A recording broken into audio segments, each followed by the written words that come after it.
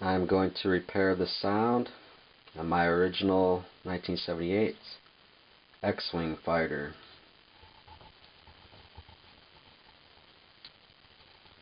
So it's easiest if you take the laser cannons off like that. They just pop off. They're hard plastic. Bud Spencer is the name of a gentleman online who has a lot of nice photographs on how to take this apart. So there's a screw in there that I already took out. Phillips head screw there. One there. And two here that I took out. So I'll take the rest of them out. The nose cone simply slips off. Might need a flathead screwdriver to pop this open, so you can pull this off.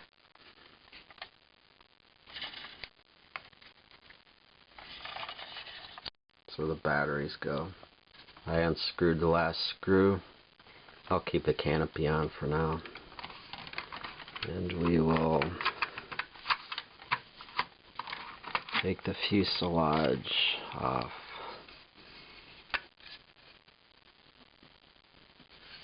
And set it aside. The seat is glued in. You can't take it out. There's the wiring.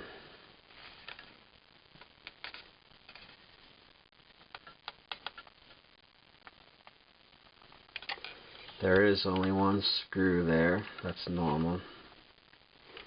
And there's only one screw there. I've seen a photo with one there, but that's enough to hold them in. That's the way it was manufactured. So we will take those out.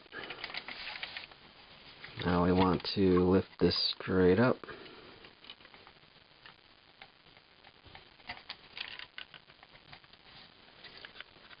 There's our motor. 3 volts, just like all the other vehicles. And we want to spin that. Been told you can take sewing machine oil and oil that if you wish. Make sure your contacts are clean. If there have been corroded batteries in it, you'll have to clean those. The Dremel tool or something like that. You can look up that information on the internet. So all we have to do without putting it back together is put those batteries in there. Take that and just hold the batteries.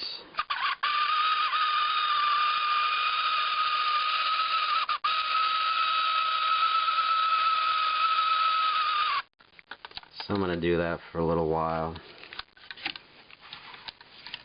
In comparison, this is the way the TIE Fighter was sounding when I fixed it.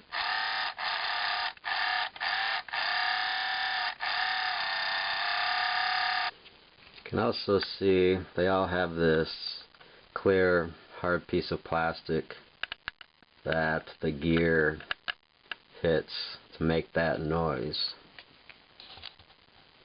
This is the longest screw, by the way. It's a lot longer than the other ones. And make sure this thing's in place when you put the fuselage back together.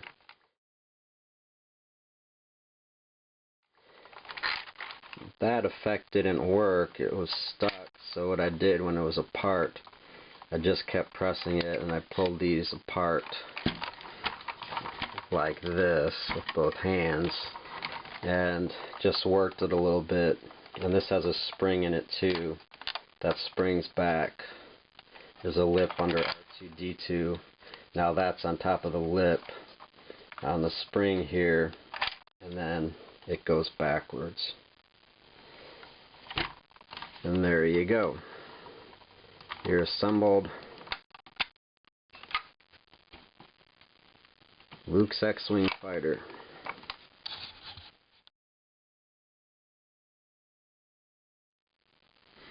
When you put an action figure in there, you have to squeeze his arms together to slide him all the way down so he fits. Now prepare to do battle against the TIE Fighter.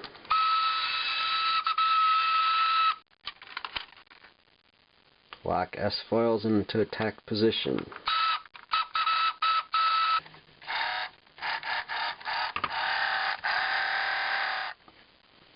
So there you go, my 1978 TIE Fighter and X-Wing.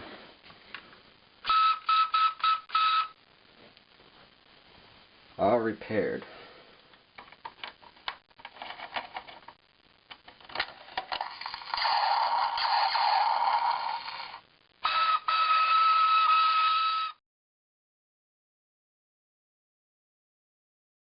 You can pause this to read it.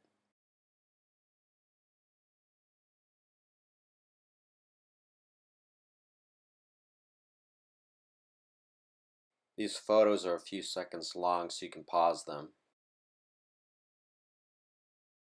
This is before they made the Luke X-Wing pilot action figure.